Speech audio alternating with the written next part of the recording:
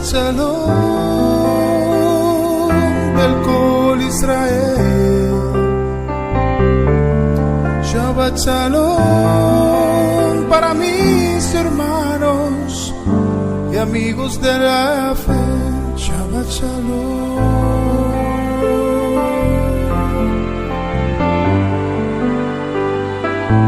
Shabbat Shalom. Ki misión Tetze Torah, Ki misión Tetze Torah, Udavar Adonai mi Yerushalayim. Shabbat Shalom, sean todos bienvenidos a la introducción de la porción semanal de la Torá. Udavar Adonai mi Yerushalayim. Baruch Shenatam Torah Torah, Baruch Shenatam Torah Torah, Leamo Israel Vikedushato, a través de Yeshua.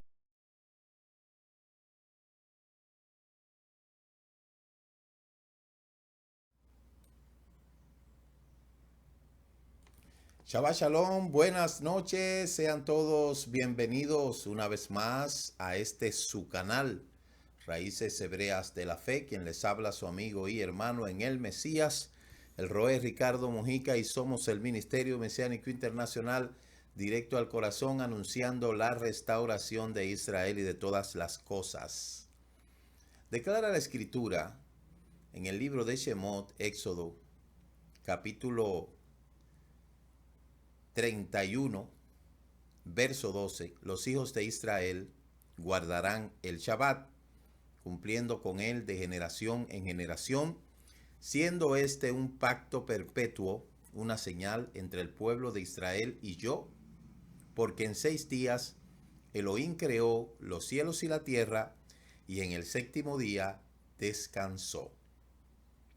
Con ese versículo le damos la bienvenida a este programa de los viernes, después de haberle dado la bienvenida al día más importante de la semana, el Shabbat.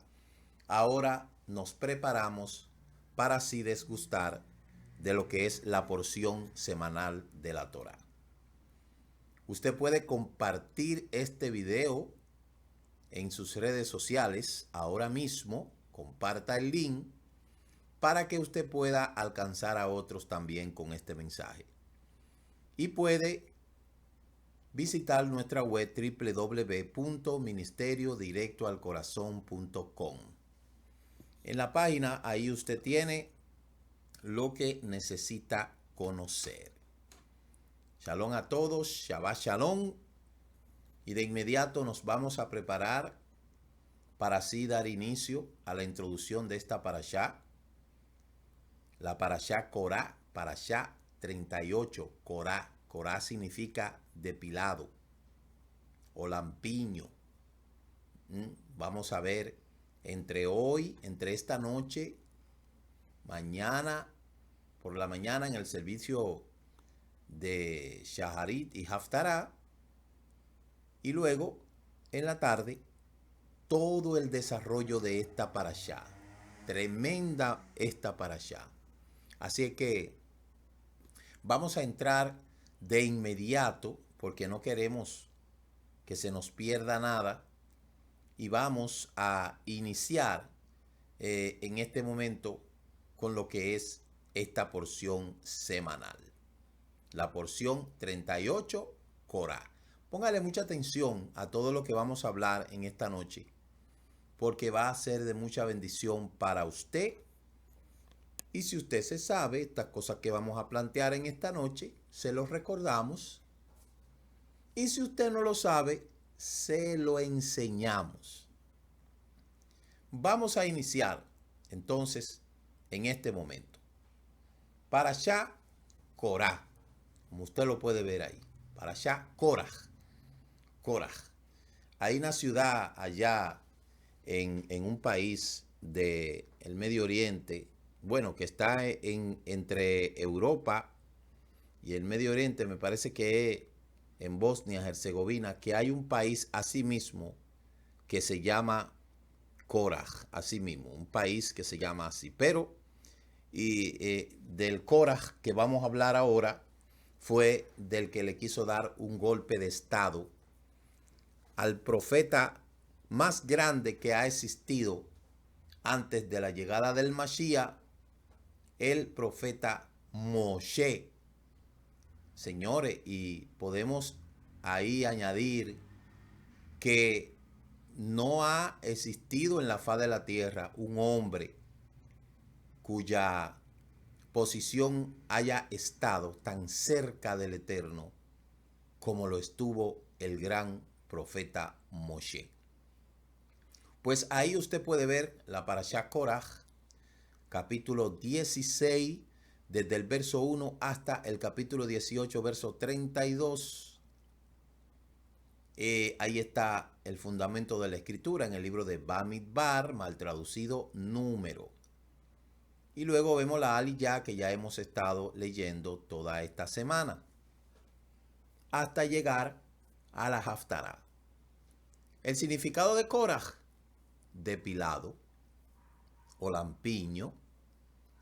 Así es que iniciemos con esta plegaria. Baruch atah Adonai Eloheinu melech haolam shegi yanu veki imanu laman hased. Bendito eres tú, eterno nuestro Elohim, Rey del universo, que nos diste vida, nos sostuviste y nos permitiste llegar hasta este momento. Padre eterno, toda rabá te damos, Padre, por este día, por este precioso día de Shabbat que nos da. Te agradecemos, Rey viviente y eterno, porque tú nos has dado la vida. Te agradecemos, Abba Kadosh. Bendito seas tú, Avinu Sheba Shamayim. Te agradecemos, Padre eterno, por todas tus bondades.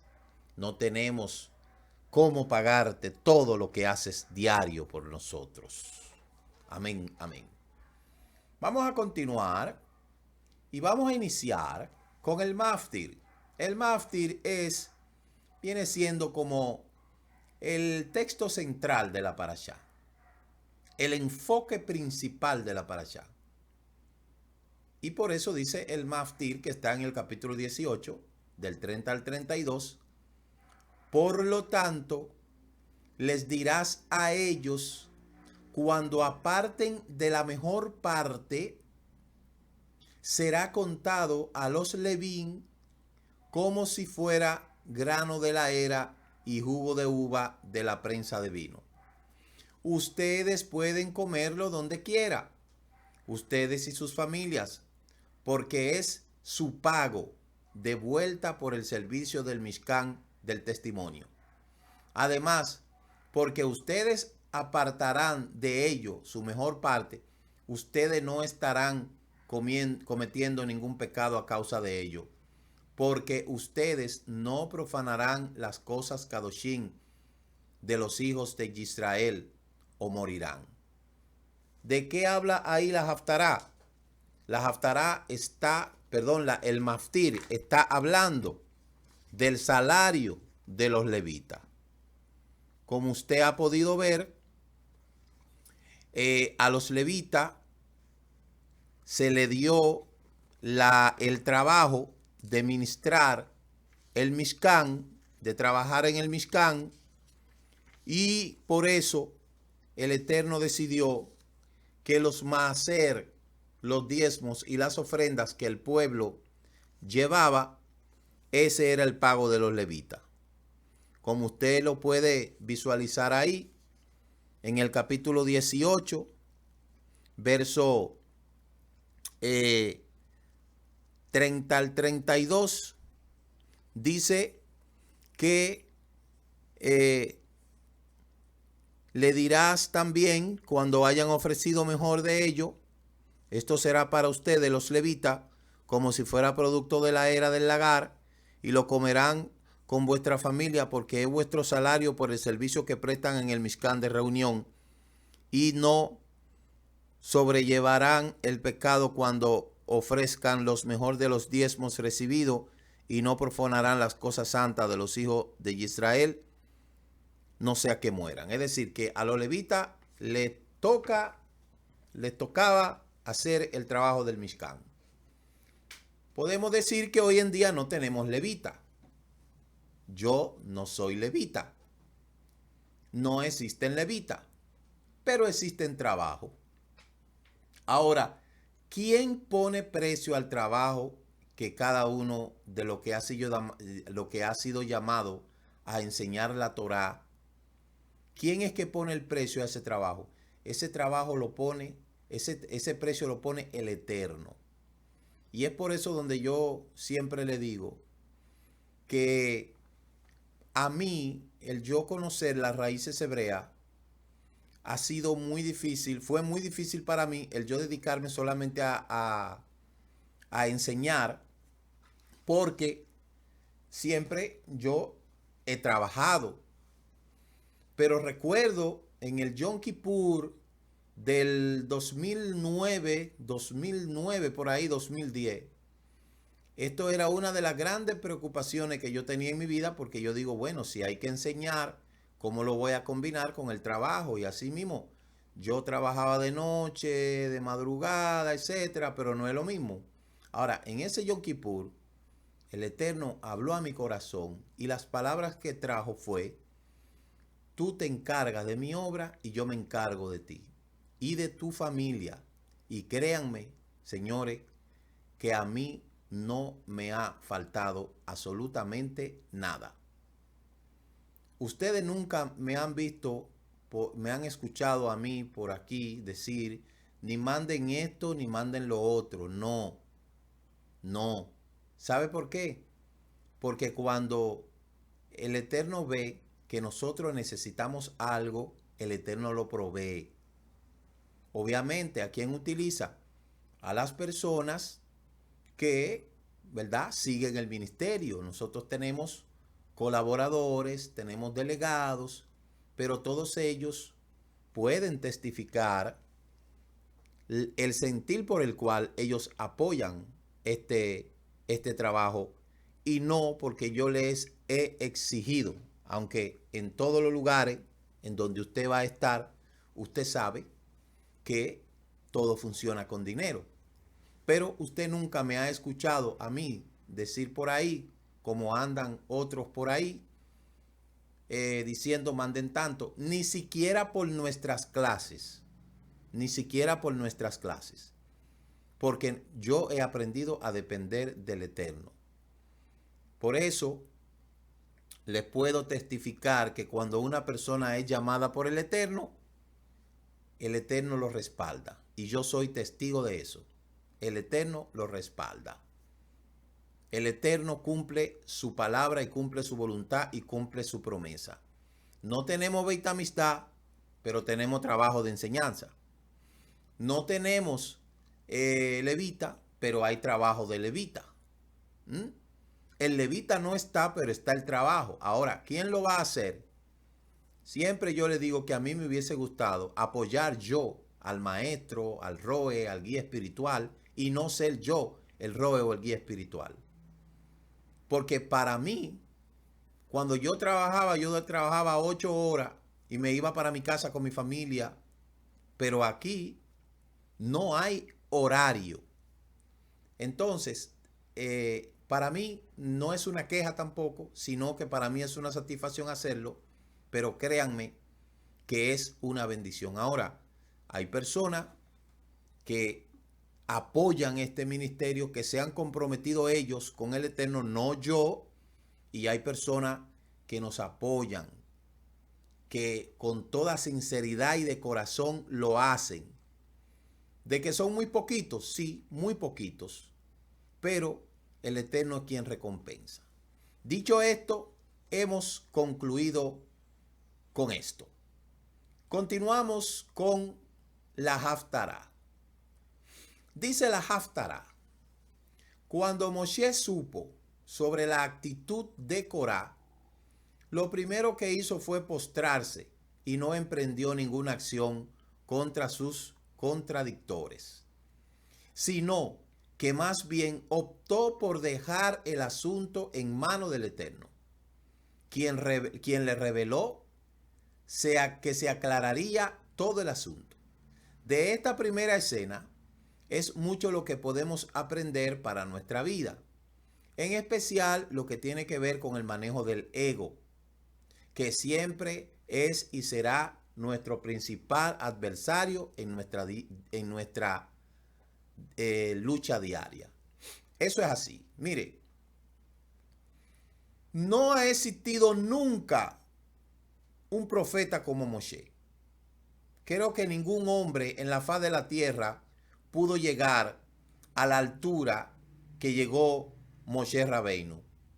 Por eso, uno de los 13 principios de la fe del judaísmo dice: creemos que no existió profeta como Moshe. Y yo creo que es así. Porque todo lo que Moshe pasó no fue cualquier hombre. Y es por eso que yo le digo a usted que es muy descabellado el que hoy mucha gente digan que esa palabra que recibió el gran profeta Moshe esté de que abolida. Y por eso es que yo lo repetí el otro día, que no es verdad que el judío va a creer en un Nuevo Testamento que ha abolido la palabra que Moshe Rabbeinu recibió en Har Sinai.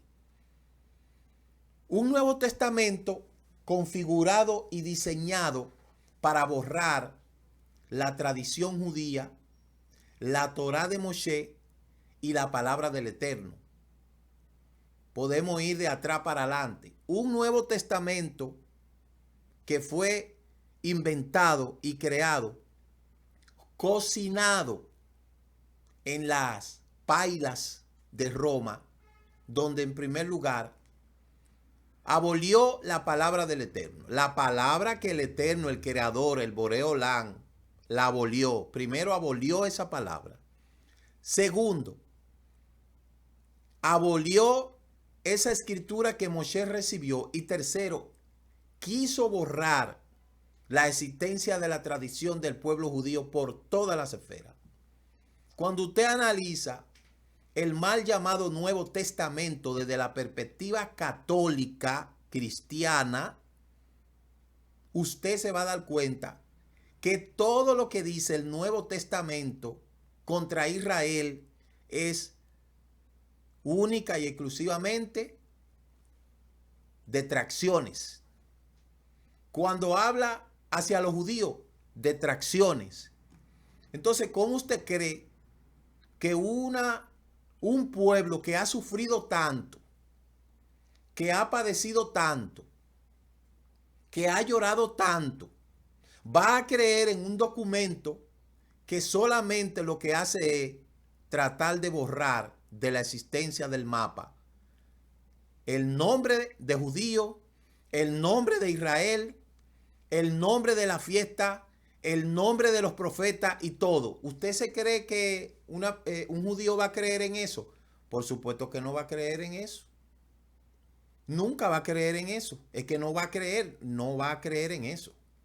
Ahora, ¿todo lo que está en el mal llamado Nuevo Testamento es falso? No, todo no es falso. Porque algo se le pudo haber quedado. Porque si borran a Israel del Nuevo Testamento, no le va a quedar nada. Si sacan a los judíos del Nuevo Testamento, no le va a quedar nada. Si sacan a Moshe del Nuevo Testamento, no le va a quedar nada.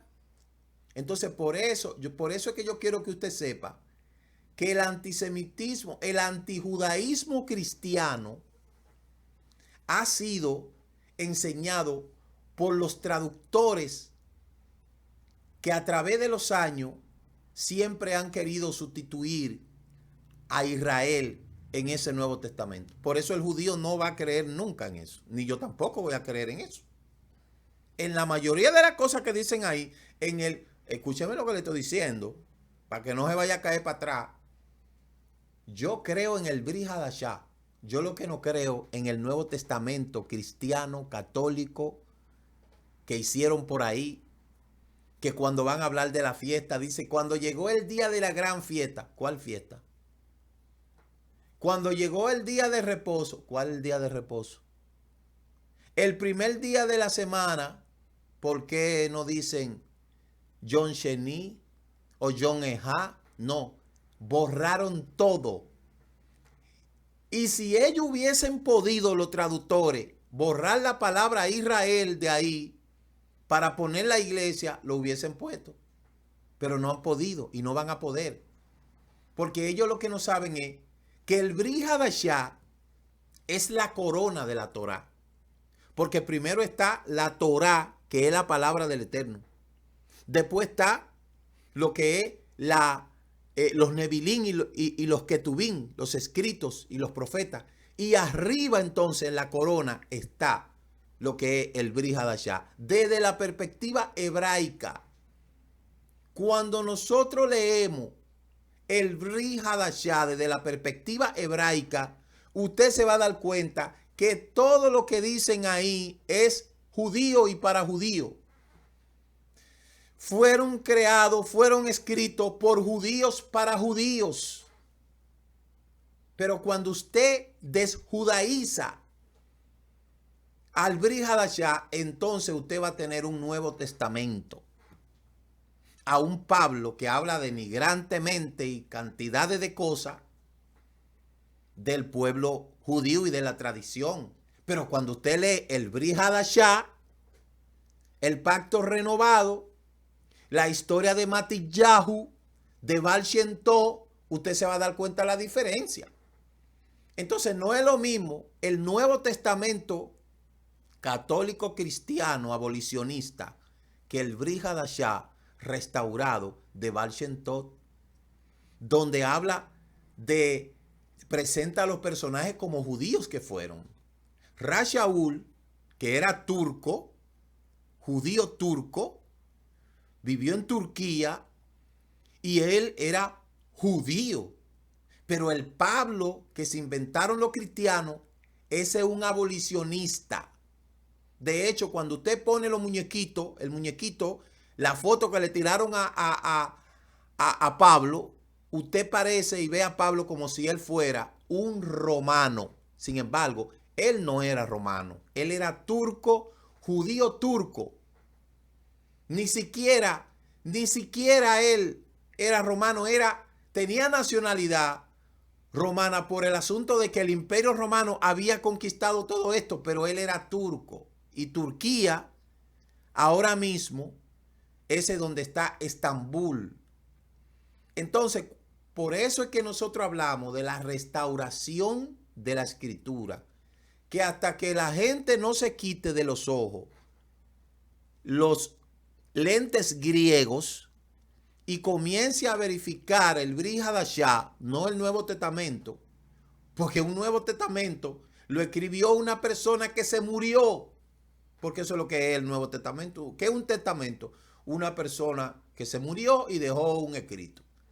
Pero cuando usted lee el Brit Hadashah, el pacto renovado, ¿con quién? Con Israel en las naciones, no con la iglesia. Mucho ojo con eso. La iglesia no existe. En el Brit Hadashah, la iglesia no existe. La iglesia existe en el Nuevo Testamento que nació en la paila de Roma y en la paila de Grecia.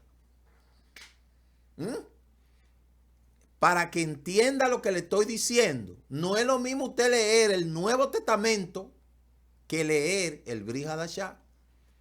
Porque cuando usted lee el Nuevo Testamento, usted va a comenzar a leer cosas que todo lo que dice es en contra del pueblo de judío, del pueblo de Israel, del pueblo de la tradición y de todo eso. Ahora, cuando usted lee, aprende a leer el Brit Hadashah, usted entiende que todo lo que se escribió ahí fue para los judíos.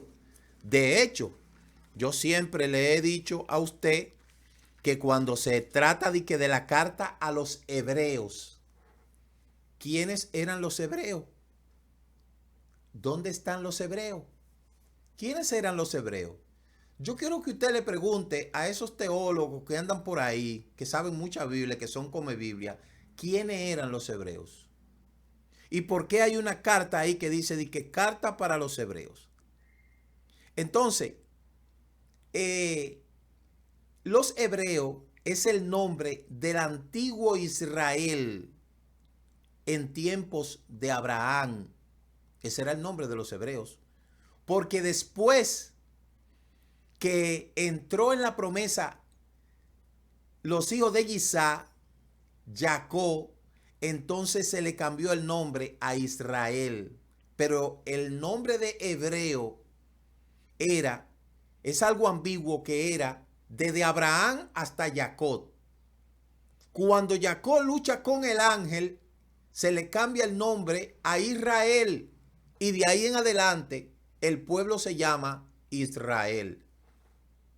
¿Dejó de llamarse hebreo? No dejó de llamarse hebreo, pero sí se le comenzó a llamar israelita.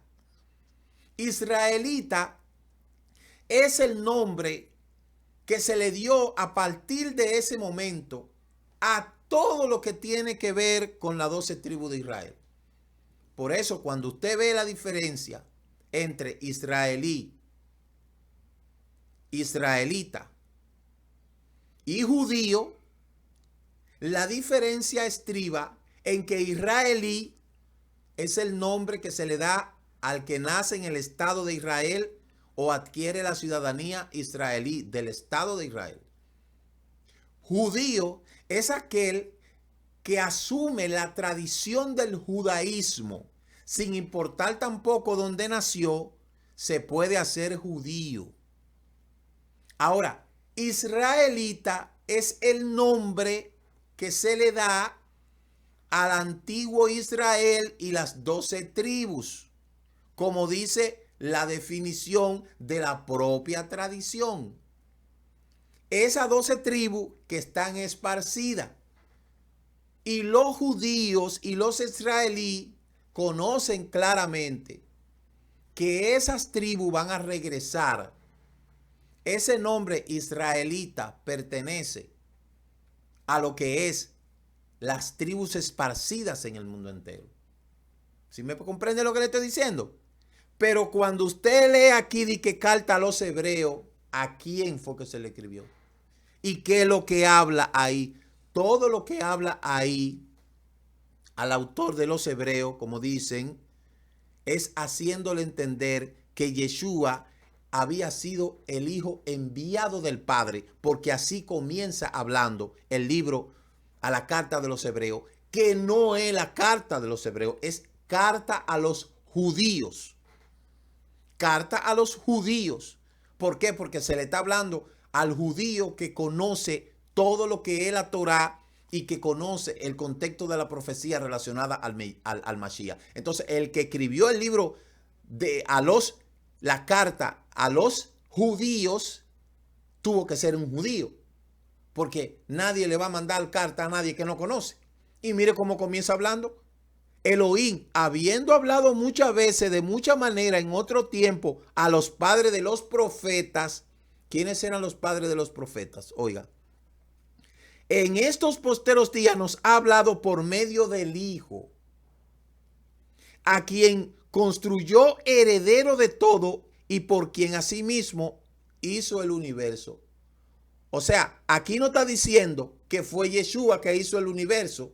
Aquí está diciendo que el Eterno envió a Yeshua y él es el que supervisa las cosas.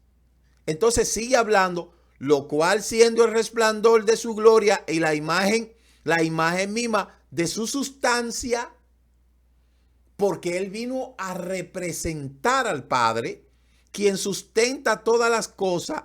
¿Quién es que sustenta todas las cosas? Yeshua, no, el resplandor de su gloria. Por eso, o de su cabot. Por eso dice una de las creencias del judaísmo, que creemos que nuestro Elohim es un Elohim incorpóreo. ¿Sí me entiende lo que dice? Entonces, dice, y quien sustenta todas las cosas con la palabra de su poder. ¿Quién? El Eterno. Él, porque Él creó con su palabra todas las cosas. Y sigue diciendo, habiendo afectado la purificación de nuestros pecados por medio de sí mismo, se sentó. Aquí en esta Valera hay una serie de errores que es necesario que cada persona, antes de comenzar a leer, debe de primero verificar quién tradujo, por qué tradujo, cómo tradujo y qué es lo que dice aquí con relación a la Torá. Óigame, ¿sabe por qué el judío no necesita ver el Nuevo Testamento? Porque todo lo que hay en el Nuevo Testamento, mal llamado Nuevo Testamento, la base está en la Torá. Porque esto es solamente la corona de toda la Taná. Entonces, usted como estudiante de la Torá debe de saber esto que yo le estoy diciendo. Entonces, esta carta a los judíos no es lo mismo que dice Jacob. Mire, si usted busca a Jacob, vamos a buscar a Jacob, la carta a Jacob, mal traducido Santiago, ¿verdad? Mal traducido Santiago. ¿A quién es que Jacob le manda su carta? Mire a quién es que se la está mandando. Para que usted vea a quién es que él se le está mandando. Si es a los cristianos, si es a... Vamos a ver a quién es que Jacob dice, a quién es que se la está mandando. Mire. Dice la Valera, Santiago, siervo de Dios y del Señor, ya usted sabe. ¿A quién? A las 12 tribus que están en la dispersión. Y mire lo que dice aquí, salud. Pero cuando usted lee esto restaurado, dice, Jacob, siervo de Elohim, seguidor del Mashiach, coma, a las 12 tribus que están esparcidas. Shalom. Ah, pero entonces aquí le cambiaron todo, porque si usted busca el libro de Marcos 13:55 y Marcos 6:3 y Hechos 15:3, usted se va a dar cuenta que a quien se está refiriendo es a todo Israel en el mundo. ¿Me comprende lo que le estoy diciendo? Entonces, esa es la situación que hay.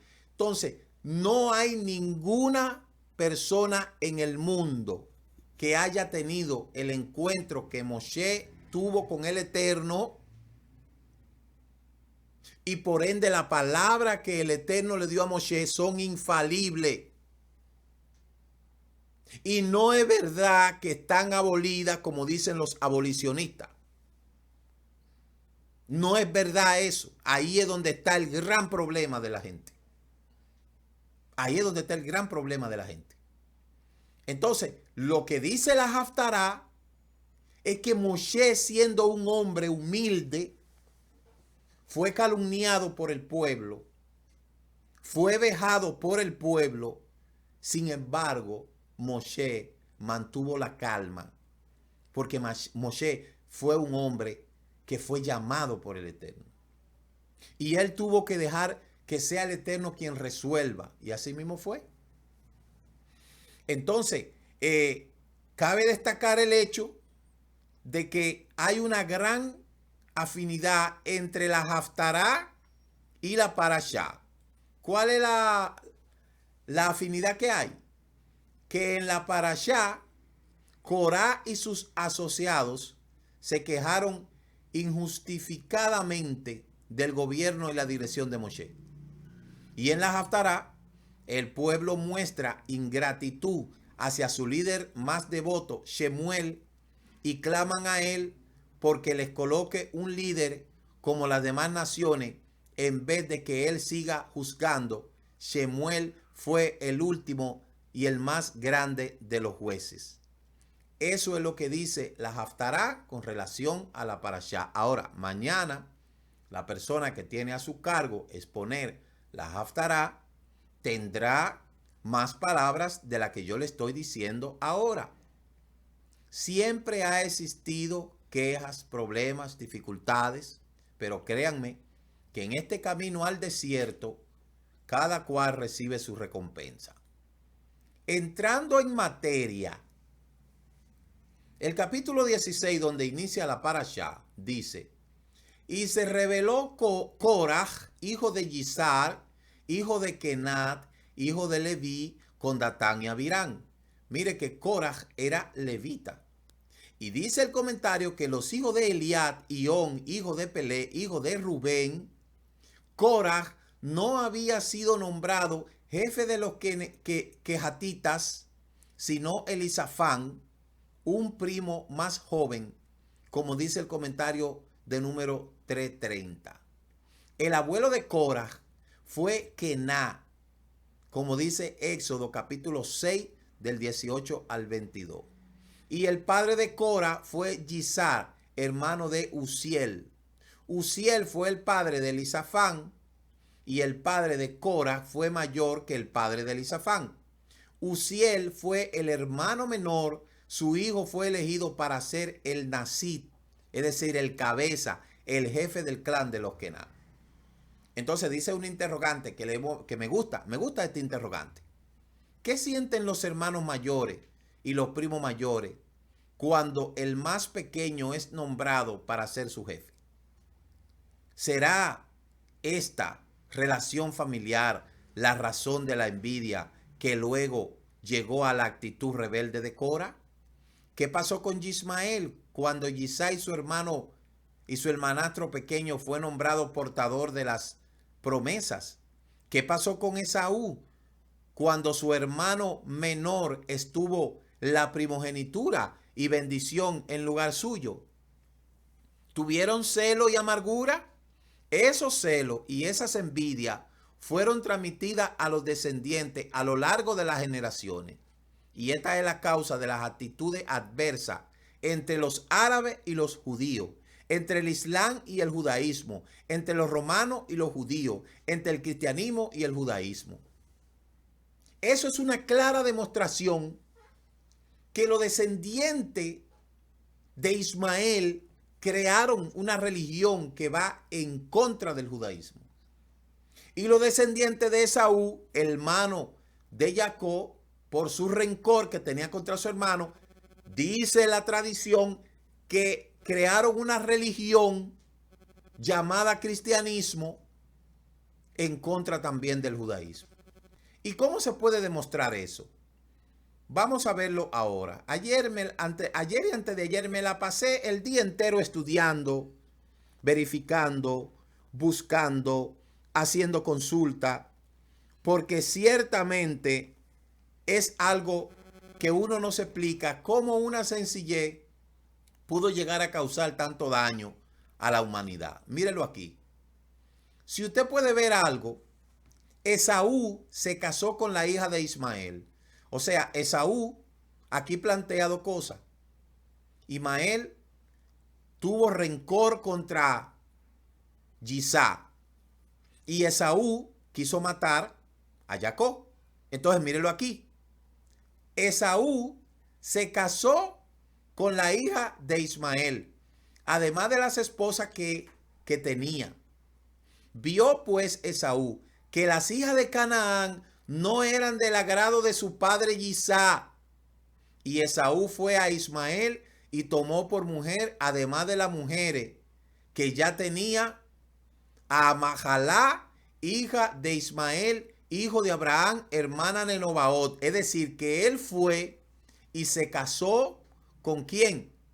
Con una que era su prima, ¿verdad? Esa mujer era hijo de Ismael, que era tío, y fue y se casó con su prima. Mírelo ahí donde dice Bereshit, capítulo 28, 8 y 9. Sabiendo Esaú que esto desagradaba a su papá, lo hizo de maldad para que el papá quizás se muriera. Entonces, las esposas y las hijas de Esaú, mírelo aquí, estas son las generaciones de Esaú, el cual es Edom. Esaú tomó sus mujeres de las hijas de Canaán, Adad, hija de Elón, Eteo, y a Olibama, hija de Ana, hija de Sibeón, Ebeo, y Bersamat, hija de Ismael, hermana de Nebalot, Ada Dios Alú, a Esaú, Alifá, Basemá, y dio a luz a Reuel, a Olibama, a Jalán y a Coraj. Inclusive, dentro de los descendientes que tuvo Esaú, existió un personaje que se llamó Coraj, que no es el personaje que estamos trabajando aquí en la parashá. Y usted lo puede ver aquí, los hijos de Esaú. Usted puede ver todo lo que tuvieron ahí y usted puede ver aquí abajo de lo que es la familia de los hijos de Aholibama, hija de Aná, Elebeo, Jalán, Jeús y Core. Mírenlo ahí. ¿Se dan cuenta? Entonces, según estos textos, los edomitas eran descendientes de Esaú, hijo de Isaac, hermano de Jacob. La palabra Edom significa rojo en hebreo, que puede tener que ver con Esaú, que era pelirrojo, pero también el color se caracteriza de los paisajes de esa tierra como ciudad de Petra. Aquí usted puede ver el mapa en donde que está la ciudad de Petra, que está en Jordania. Entonces, algo que le quiero decir a usted aquí, algo que le quiero comentar a usted aquí, como ya usted pudo ver, o se lo voy a decir un poquito más para adelante. Míralo aquí. La otra religión, ¿quién fundó el Islam? Según la tradición y la historia, el Islam lo fundó los descendientes de Ismael. Entonces, el cristianismo sale de los lomos de Edom o de Esaú. Y el Islam nace de los lomos de Ismael. Ambos enemigos del judaísmo. ¿Quién? Origen del Islam. Mírelo ahí. Origen del Islam encontramos en la figura de Mahoma, un miembro de la tribu árabe de la península arábiga. Por eso se le dice árabe por la península arábiga. Mahoma comenzó a tener sueño en lo que recibía la palabra de Dios, según ellos, y se le llamó el último profeta. Pero es que no hubo más profeta que él. No debe de llamársele el último profeta. Debe de llamársele el único profeta, porque no hubo más. Mahoma inició su predicación en la Meca y se expandió su religión por toda la península arábiga.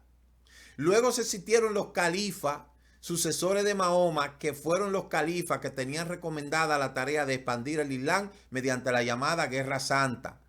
Ahí en los califas es donde nace la islamización y donde los árabes entonces comienzan a crecer y comienzan a difundir el Islam a través de las guerras. Y luego, gracias a la conquista del Islam, la segunda religión más importante, entonces de ahí es donde sale toda la islamización. Entonces, mire algo secreto que le voy a decir. ¿Por qué el cristianismo y el Islam se llevan tan bien? Acuérdese que el Islam es una religión nueva, porque eso nació fue hace todavía en el siglo 7. ¿Y por qué se lleva tan bien con el cristianismo? Oh, porque el cristianismo desciende de los lomos de Esaú, el tío y el sobrino. Mire algo aquí. Nun, los profetas del Islam, Nun, conocido por la tradición como Noé, ellos creen en Noé. Ibrahim, ya ellos saben que es de Abraham, que es uno de los principales profetas de la religión. Musa, conocido por Moisés, el profeta más nombrado. Isa, como Jesús, ¿verdad? Y luego Mahoma, el profeta más importante. Entonces ellos creen en Noé, en Abraham, en Moisés, en Isaac, en Jesús, ¿verdad? En el Jesús y en Mahoma.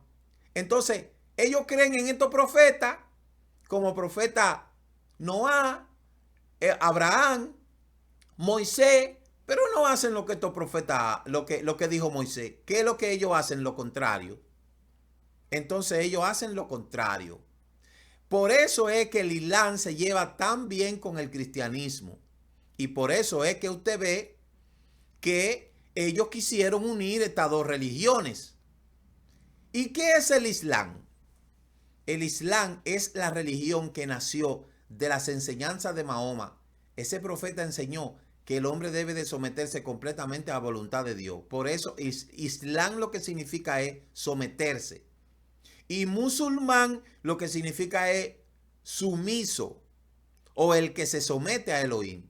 Entonces cuando una persona dice yo soy musulmán, no tiene que ver en dónde nació, porque no existe ninguna ciudad que se llame Musulmania, ni un país que se llame musulmán, ¿verdad?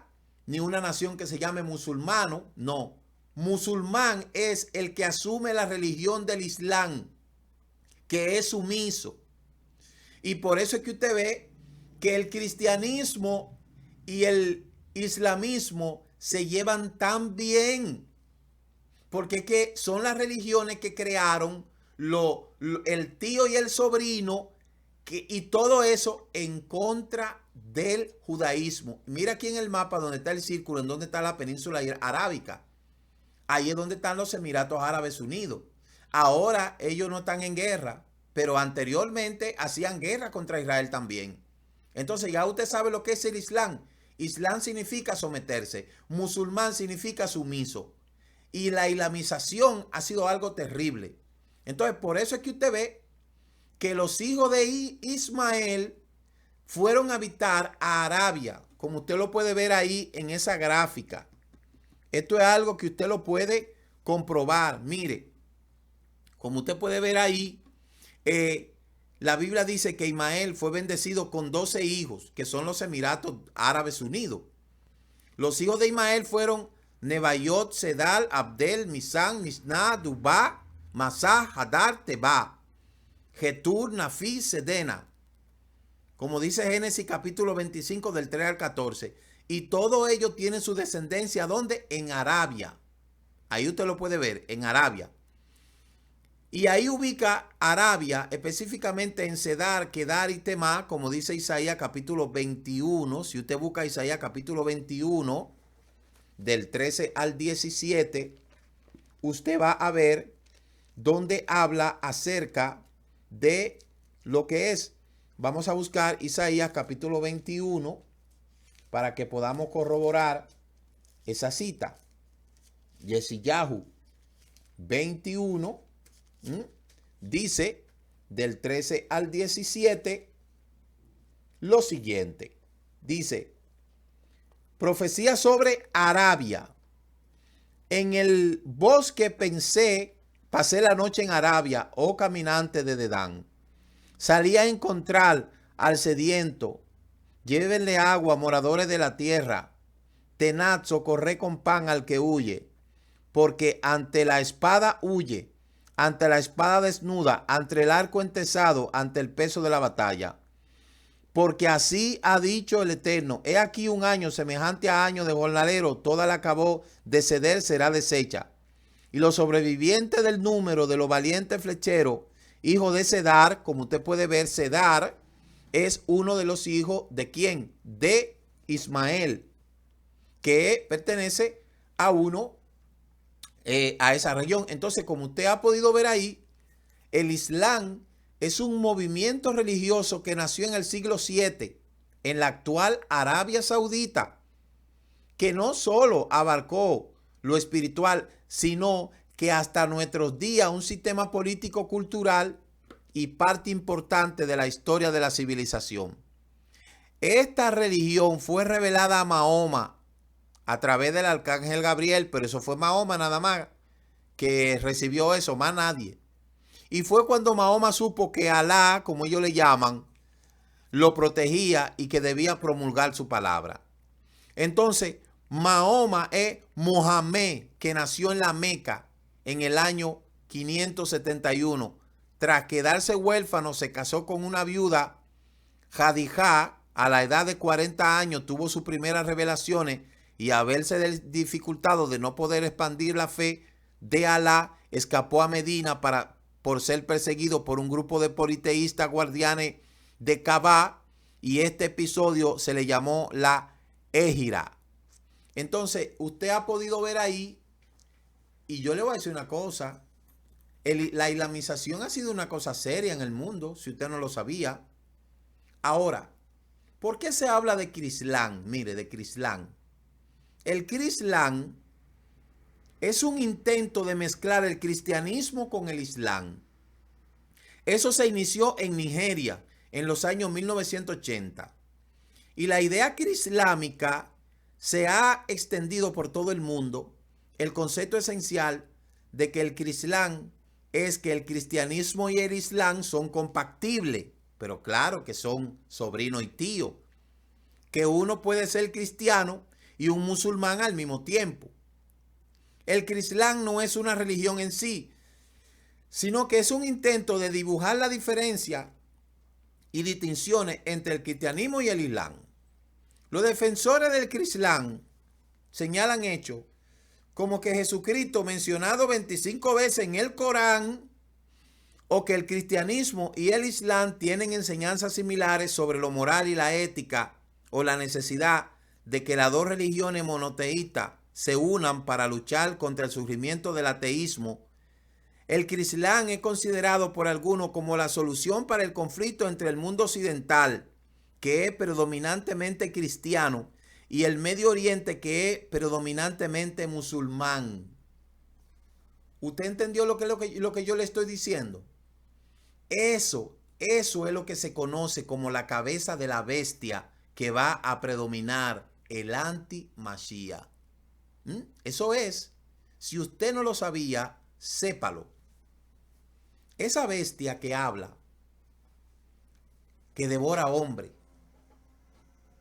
que lucha, y contra quién usted cree que se van a unir el Crislán, los musulmanes y los cristianos, ¿contra quién usted cree que se van a unir?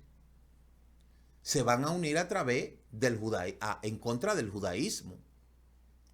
Se van a unir en contra de Judá, en contra de Israel. El cristianismo, con su filosofía antijudía que ha diseminado a través de los años, ¿a través de qué? Del deicidio, las cruzadas,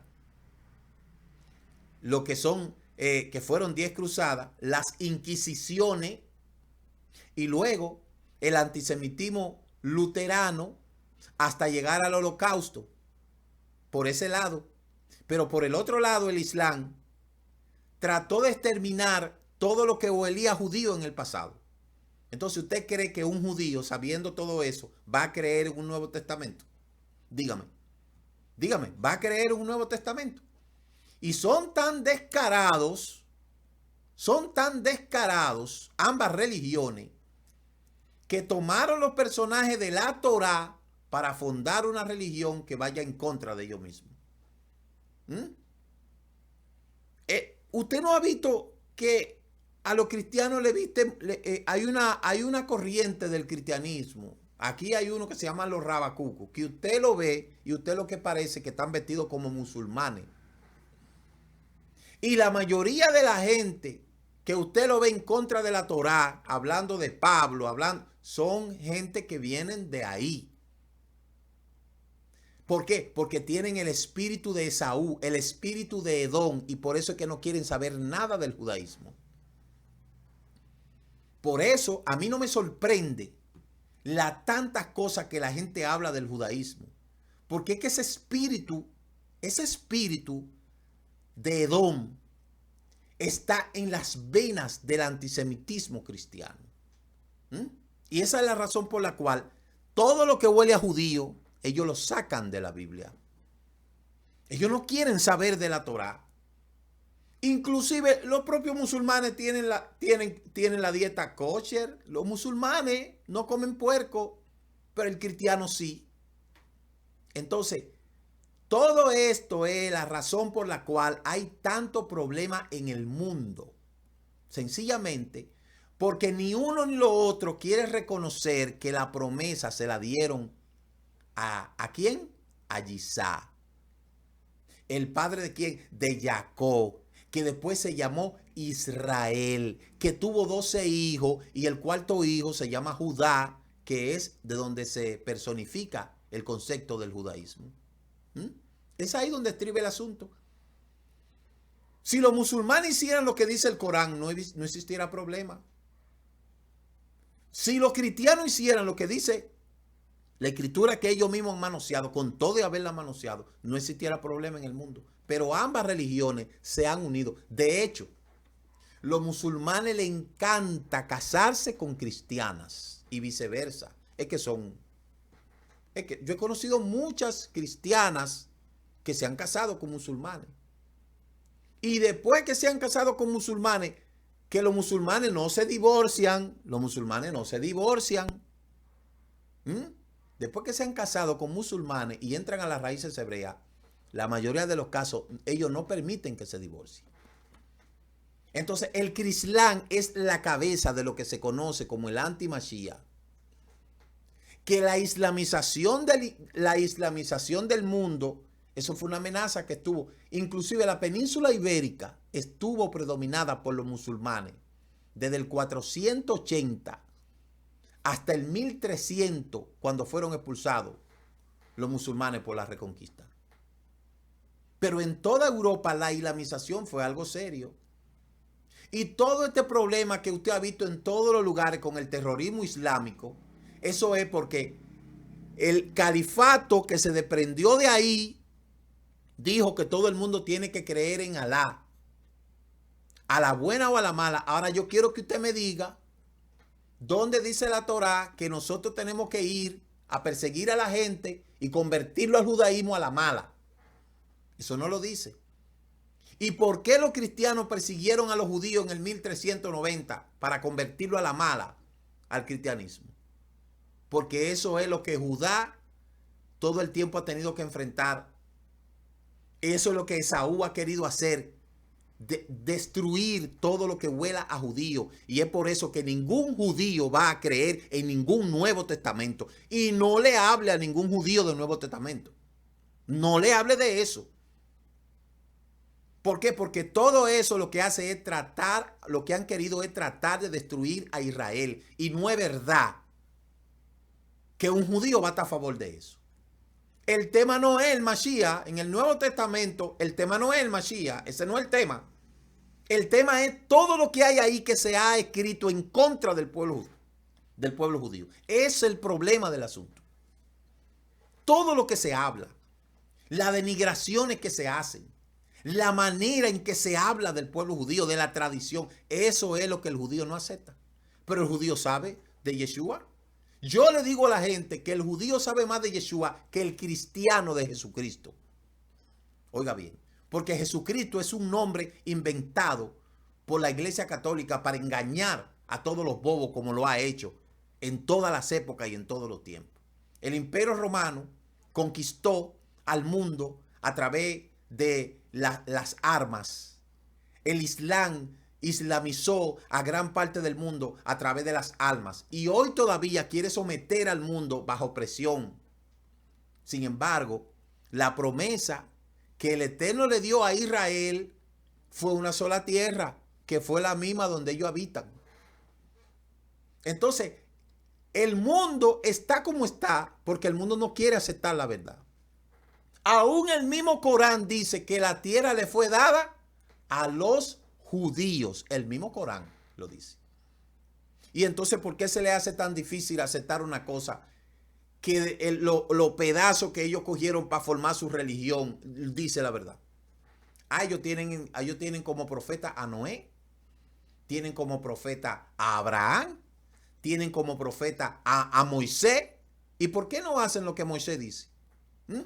¿Qué dice Moisés en el Corán? Moisés habla en el Corán. ¿Fue el Corán que el Eterno le dio a Moisés? No, no fue el Corán.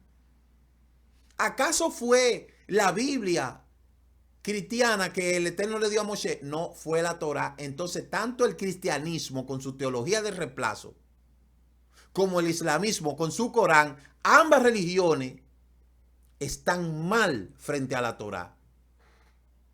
Y ahí está, estudie eso. Solamente yo a usted le digo que estudie eso para que usted se dé cuenta. Y todo eso surge por medio del odio, el odio trascendental que ambos, tanto Esaú como Ismael, aunque sabemos que Ismael se arrepintió de hacerle daño a Isaac, pero su descendiente no. Inclusive de los lomos de Esaú es donde nace es donde nace Amalek. Del lomo de Esaú es donde nace Amalek, si usted no lo sabía. Y uno de los mandamientos dice, tendrá guerra contra Amalek todo el día, todo el tiempo. Mírenlo ahí. ¿Cuál fue el último hijo que tuvo? ¿De dónde viene? Mírenlo aquí. De los descendientes de Elifá, de Tiná, Timá, entonces tuvo a Amalek. Y de ahí es donde vienen los amalecitas. ¿De dónde? De Esaú. Entonces la cabeza, aquellos que están esperando de que va a venir un anticristo y que va a poner una marca, esa gente no sabe que la cosa no va a ser así. Eso no va a ser así. Eso lo que va a suceder es que cuando logre fusionarse el Islam con el cristianismo, entonces ambos se van a clonar para tratar de destruir a Israel. Y el poder político que tienen los Emiratos Árabes no es fácil. El poder y el dinero que tiene esa gente no es fácil. Usted lo puede ver ahora mismo. Ahora mismo Dubái es uno de los lugares más poderosos del mundo en términos arquitectónicos, tecnológicos, económicos. Y ahora ellos están como la gatica de María Ramos. Ellos están buscando chalón con todo el mundo, pero yo no confío. ¿Sabe por qué? Porque el enemigo, el amigo de tu enemigo, no es tu amigo. Es por ahí que viene el asunto. De ahí es que va a venir el asunto. Entonces, aquellos que están esperando un rato, lo siento mucho, Esaú no se lo va a llevar a ustedes ningún rato. No hay rato. Eso no es así. El problema es un asunto político religioso. El poder lo tienen los árabes y la religión, entonces el cristianismo. Y esas dos forman la cabeza de la bestia. Pero no importa cuánto estén entretejiendo contra Israel. La escritura dice que Israel va a salir airoso. Y ambos, Esaú, la simiente de Esaú, Amalek, y la simiente de Ismael, el Islam, ambos serán derrotados por el poder de Yuhei Bajei. Eso es así. Así que por eso quería tomar esta parashá para que ustedes entiendan dónde que anda el asunto. Va a llegar un momento en que la humanidad va a tener que decidirse si convertirse al Islam o entonces ser parte del pueblo de Israel. Porque ese es el proyecto. Investíguelo para que usted vea. Regresando a la parashá ya como elemento final, volviendo a Corá, que es ahí en donde estamos, ya para terminar con ese tema, le quiero decir que los amalecitas, los que descienden de lo que es Amalek, estas son las ciudades, las tribus que estaban ahí que el Eterno expulsó. Entonces, usted puede ver claramente que habitualmente Edom se localiza entre la montaña del este de Ubadi, en Arabá, en la frontera meridional de Jordania e Israel, extendiéndose al norte de la península ibérica. Usted ve arábiga. Entonces usted ve, por eso es que Esaú siempre le ha gustado estar cerca de su tío. Por eso es que la Jordania está cerca de la península arábiga, como usted lo puede ver abajo, al sur, está en el sur. Y por eso es que definitivamente se descubre que ciertamente eso es lo que va a acontecer al final de los tiempos. Entonces, regresando a Corá, ¿quién era Corá? Corá era del linaje ilustre. Corá no era cualquier persona. Su antepasado fue Kená y su familia, los Benei Kená, era el más importante de la familia de los levitas. Y Corá era primo hermano de Moshe y de Aarón. Y él había sido escogido como uno de los portadores del arca. Cora era un hombre muy inteligente e instruido. Sin embargo, él no se conformó con eso. Si usted puede ver aquí a Leví, a Kená, usted debe ver de dónde sale Cora. Él pertenecía a la tribu de Leví. ¿Cuál era el problema? Que la cuna de la rebeldía de Cora fue su situación familiar, donde su primo menor fue elegido como jefe sobre él y donde él no fue nombrado a tener un puesto importante más allá del ministerio levítico normal. Entonces, ¿cuál es importante? Es sacar la envidia del corazón.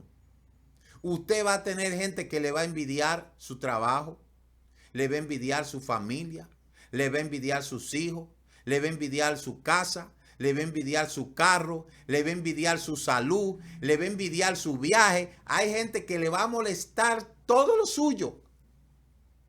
Porque como no ha podido alcanzar lo que usted tiene, va a tratar de arruinarlo. Por eso es que los peores enemigos surgen de los mejores amigos.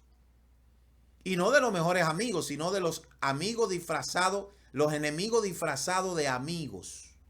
Entonces, ese es el tema que trata con Corá. Corá no se conformaba con lo que él tenía, él quería más.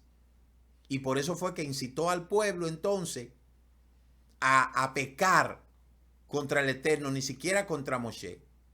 Entonces, mire, cuando una persona tiene un corazón sano, eso se demuestra. Porque usted vio que los hermanos mayores de Ismael y de Esaú se enojaron contra sus hermanos pequeños porque ellos fueron elegidos primero que ellos. Pero si usted se fija en el caso de Moshe y Aarón, Moshe era más chiquito que Aarón y Aarón nunca se puso guapo por eso. Efraín y Manasés, Efraín era más chiquito que Manasés y nunca usted escuchó a Manasés que se quejó por eso, porque ellos no tenían el corazón dañado. Ellos no tenían el corazón enfermo. Hay gente que tiene el corazón enfermo y por eso es que quiere ostentar no el propósito del Eterno, sino quiere ambicionar lo del otro. Entonces, de la misma manera, los hijos y los descendientes de Corá lograron romper la maldición, porque los hijos de Corá dijeron, nosotros no vamos a actuar conforme a nuestro padre. Y por eso usted ve que dentro de los hijos de Corá se destacaron grandes salmistas, como por ejemplo el Salmo 42, 44, 45, 46, 47, 48, 84, 85, 87, 88. Esos fueron creados por los hijos de Corá porque ellos no quisieron hacer lo que su padre hizo. Con esto le quiero decir que Rashi nos dice que citando el tratado B de Sanedrín 110a, que los hijos de Corá se encontraban inicialmente en la sublevación, pero en el momento cuando la rebelión se estalló, tuvieron el pensamiento de arrepentimiento en sus corazones, por lo cual tuvieron un lugar elevado y ellos fue cercado alrededor del Gehinón y permanecieron allí. Y esto nos muestra que aún en el momento antes de morir, la persona puede hacer teshuvá y puede apelar a la bondad del Eterno. En otra palabra, usted puede ser una mejor versión de su padre. Si su padre fue una persona perversa, mala, usted no tiene que ser igual. Usted puede ser una mejor versión. Usted puede ser una mejor versión. Y mírelo ahí, la muestra. Los hijos de Cora dijeron, nosotros no vamos a hacer lo que nuestro padre hizo. Nosotros vamos a actuar de manera diferente. Y eso usted lo puede ver ahí con los salmos que ellos crearon. Ellos escribieron 11 salmos. 11 salmos. Y por otro lado, los hijos de Peliud y Liad y los hijos de Abirán, estos son Datán y Abirán, convocadores de la asamblea que contendieron contra Moshe y contra Aarón con el grupo de Cora cuando contendieron contra Yuja y Baquei. El padre de Natán fue Eliab de Palud, de la tribu de Rubén, y había sido desplazado como primogénito. Y en cuanto a la herencia de la primogenitura y la promesa, vemos lo mismo en el patrón aquí como en el caso de Cora. ¿Será que Rubén no había logrado combatir el sentimiento de envidia y rencor por ser desplazado y por eso puso en realizar a su descendencia? Mire, eso es tan tal que Rubén fue puesto en el sur. Rubén fue puesto en el sur al lado de lo que es Gad, Simeón y Rubén. En el sur lo pusieron, para el sur lo votaron, si usted ve la posición del Mishkan.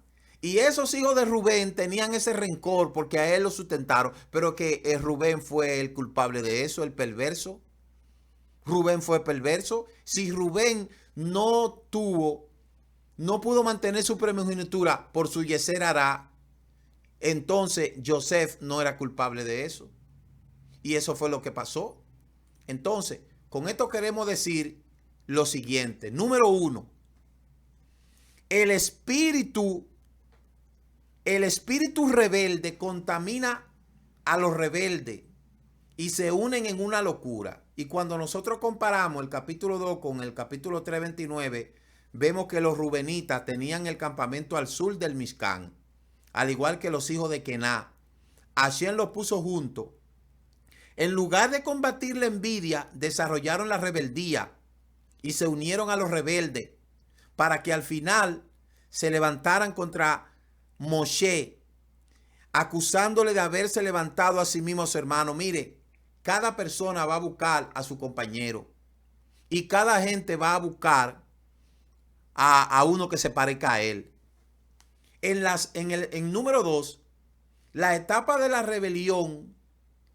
Esa etapa de la rebelión, el espíritu de independencia, es un fuerte deseo por recibir reconocimiento personal, exaltar la importancia de sus propias opiniones, desarrollar una actitud de crítica, queja, murmuración contra el líder, distorsionar la imagen y la reputación del líder. Hay gente que no va a poder destruir al líder, pero va a comenzar a levantar calumnia y va a comenzar a crear duda. Porque la envidia no lo deja tranquilo, no lo deja en paz.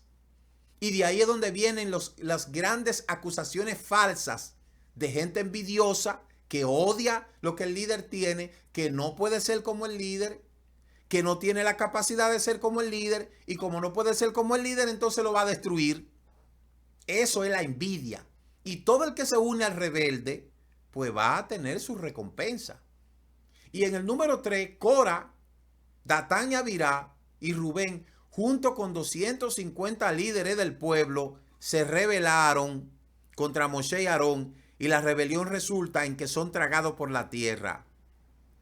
Gran parte del pueblo queda resentido por la pérdida de Cora, y sus seguidores piensan que Moshe es el responsable. Sí, porque así es la rebeldía.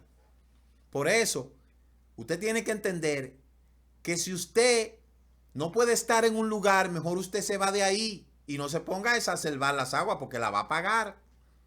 Y hoy en día no la tierra que está tragándose la gente, no. Hoy en día se lo está tragando a mucha gente la depresión, la enfermedad, los problemas económicos, problemas de desajuste. Eso es lo que se está tragando a mucha gente. ¿Por qué? Por su yeser hará. Entonces, todo obra para bien.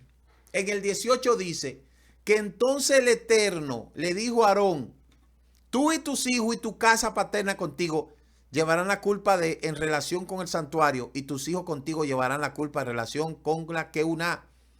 En el capítulo 18, entonces el Eterno reafirma el sacerdocio y le dice al pueblo: ellos son los responsables. Con eso le dijo: reafirmo de que ellos son los que se van a encargar de la administración.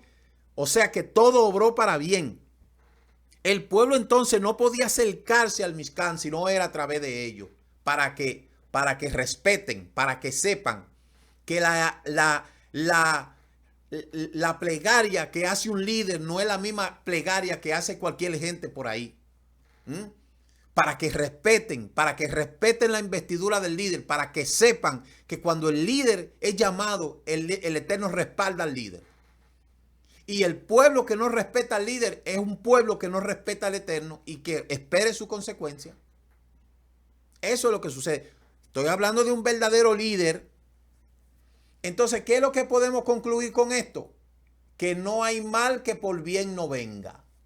Corá, Natá, Abirá pensaban que le iban a hacer un golpe de estado a Moshe. Ellos pensaban que iban a destituir a Moshe, que iban a quitar a Moshe. Si hubiese sido un asunto democrático, quitan a Moshe. Moshe y Aarón lo quitan. Por eso la democracia en todos los aspectos no funciona. Pero ¿qué pasó?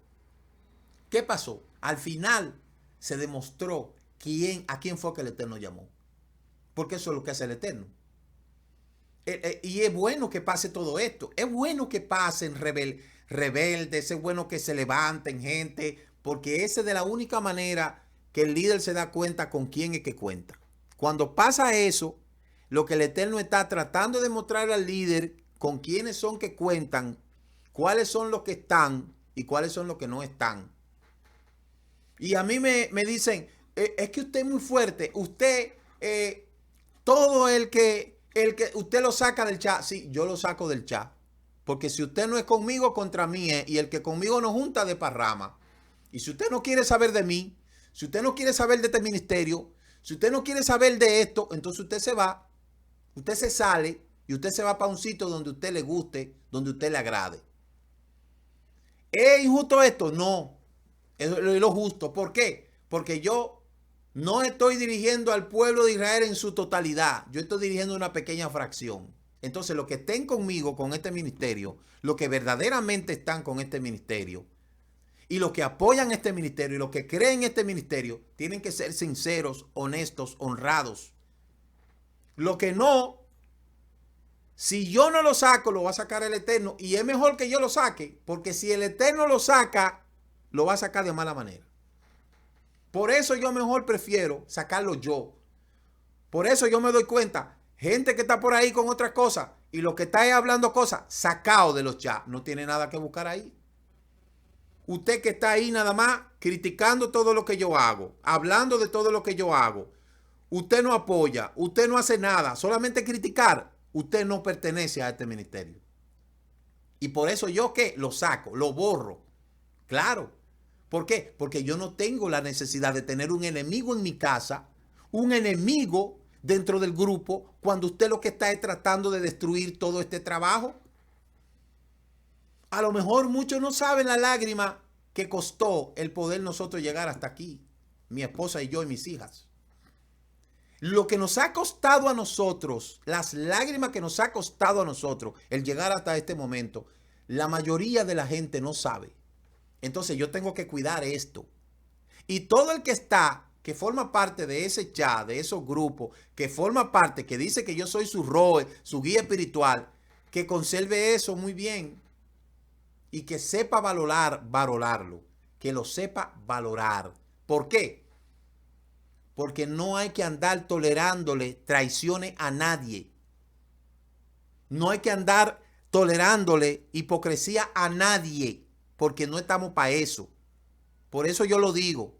En las redes sociales, usted puede eliminar a cualquiera y no caer preso. Si usted no es afinado con este ministerio, usted no le gustan los mensajes, usted no le gusta mi forma, usted no le gusta como yo soy, ¿qué usted busca aquí? Usted anda buscando una cosa más perfecta. Bueno, así yo soy y eso es lo que somos. Al que no le guste, tiene la puerta abierta para irse al momento que desee. Ahora, mi forma, yo no la voy a cambiar porque así fue que el Eterno me llamó, así es que yo soy, y el que no me quiera así, pues que busque otra gente. Que busque otro maestro que le diga las cosas como quiera que se las digan. Pero a mí nadie me tiene que decir cómo yo tengo que decir las cosas. Y nadie me tiene que venir a decir a mí, ¿verdad? ¿Cómo es que se deben de hacer las cosas? Porque no es así el asunto. Porque la mayoría de las veces no es que la gente quiera servir de solución. Es que quieren muchas veces venir a avergonzar y echar por el suelo todo el trabajo que se ha hecho. O sea, muchos no saben lo que tuvimos que hacer para llegar hasta aquí. Y otros que llegaron ayer quieren venir a querer cambiar todo el sacrificio, donde aquí hay gente que ha cargado todo el sufrimiento de esto ahí, porque ha creído en esto. Entonces, por eso es que yo no le tolero a nadie falta de respeto. Ni permito que le falten el respeto ni a mí, ni a mi familia, ni a esos delegados que están ahí, ni a nadie. Cualquiera persona, yo no acepto y respeto. Tan simple como es. Y así yo soy. ¿Por qué? Porque una de las cosas que a la gente no le gusta es respetar. Así es que eso es lo mío. Soy una persona humilde, soy una persona que solamente quiere hacer la voluntad del Eterno, pero a la gente hay que ponerle límite. Hay que ponerle límite, porque si no se le pone límite, acaban con todo, destruyen todo. Y luego que no logran su objetivo, entonces van a hablar por ahí la chonjará. Entonces así no, así no. Ustedes no se imaginan la cantidad de lucha que nosotros hemos tenido con gente que ha venido aquí a querer destruir todo. Entonces eso no se lo vamos a permitir. Y todo el que ha creído en este ministerio sea un guardián de la verdad y nunca se confabule con la mentira, porque el Eterno es que está dirigiendo este ministerio. Así es que nos vemos mañana. No se asuste. Que el Eterno le bendiga, que el Eterno le guarde y shalom, shalom. Hasta mañana, donde estaremos estudiando lo que es el Shahari y la Haftará. Amén. Así es que shalom, shalom.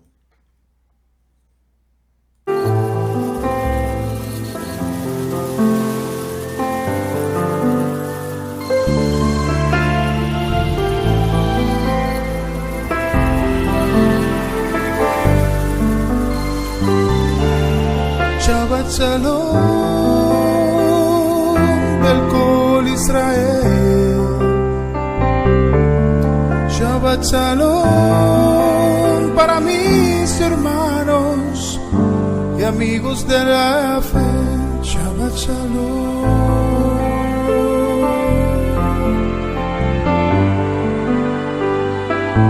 Shabbat Shalom.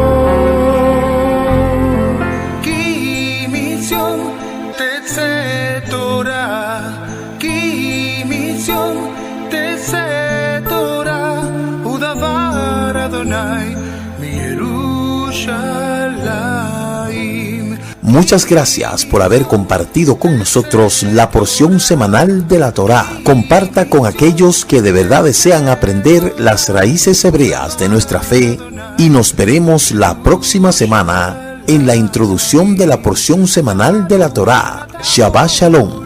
Laila Tov.